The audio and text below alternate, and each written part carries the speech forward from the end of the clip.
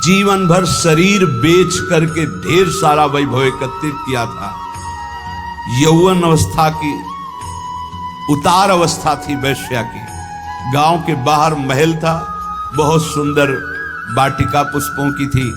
तो एक संत मंडली जिनके साथ आचार्य चरण भी थे, वहां से निकली तो बोले आज रात्रि कोई पवित्र स्थान हो तो हमें बताओ जहां अपने ठाकुर विराजमान करें और वहां आरती पूजा करके भोग लगाएं, ठाकुर जी को विश्राम करें।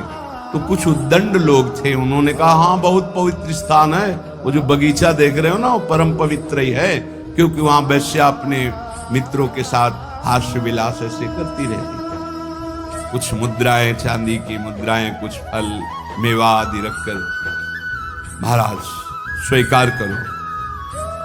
कौन हो तुम? भगवान जिस बगीचे में बैठे हो इस दासी का ही बगीचा है। कौन हो तुम? वैश्यावृत्ति से जीवन निर्वाह करने वाली हूं मैं, वैश्या।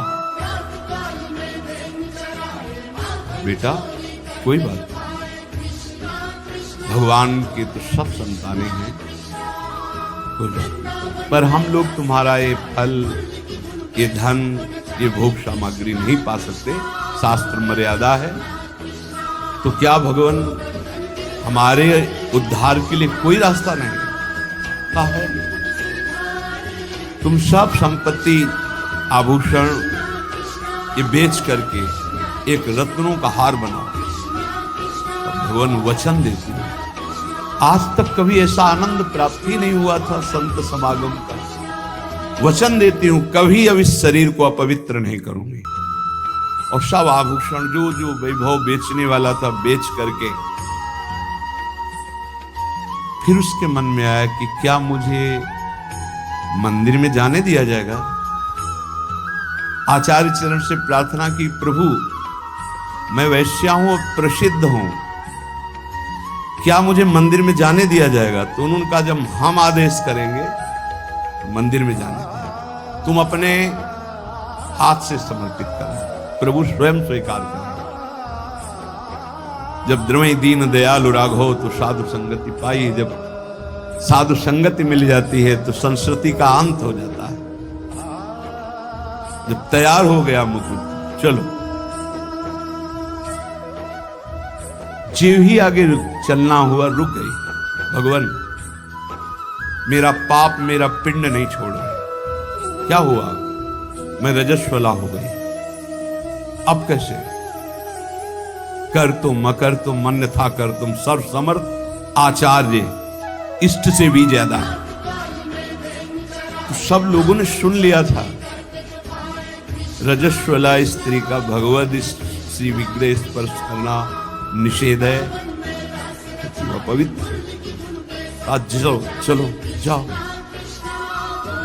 सबने रोका, प्रभु आप आचार्य हैं, आप कैसा?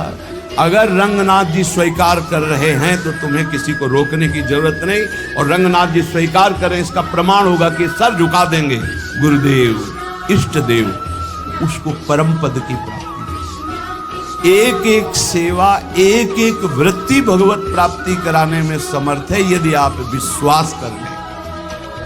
दूसरा, कृष्णदास जी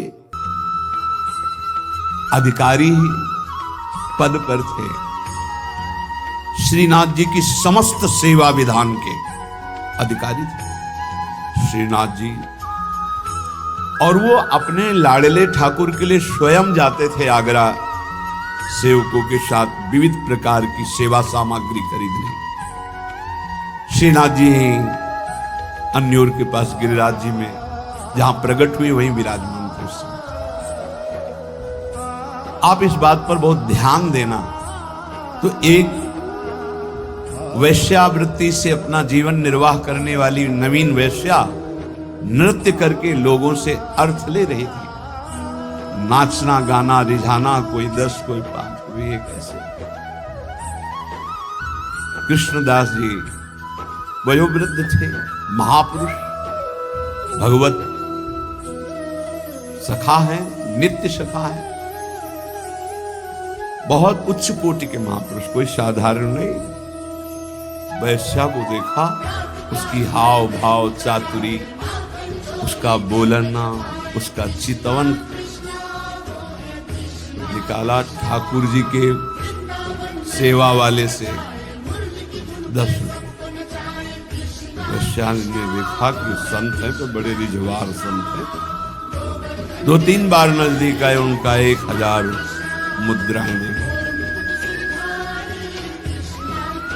मालिक आदेश कहा पूरे परिकर से जहां हमारा विश्राम स्थल वहां, अब तुम केवल हमें दिखा। 1000 मुद्रा, पूरे परिकर से गान बजा नृत्य। उनके परिकर से कहा कि 1000 मुद्राएं सब आपस में बांट लो। और वैश्या से कहा मेरे बादशाह के सामने तुम्हें नाचना है, तुम जितनी संपत्ति कहोगे उतनी दे, केवल नाचना है। हमारा तो जीवन कृतार्थ हो गया। आप कौन हो? काम बोले कुछ परिचय नहीं, बस मेरे साथ चलना है। बोले तुम्हारे परिकर का कोई नहीं चलेगा, इनको जितना आप कहो हम अर्थ दे दें, जिनसे इनका जीवन निर्वाह होगा। अब तो पूरे गिरिराज जी में, ब्रज में फैल गया कि बुढ़ापा बुद्धि बदल रही है। भाई देखो माया का प्रताप। कृष्णदास जी अधिकारी एक नवीन अवस्था की वैश्या आगरा से लाए भाई।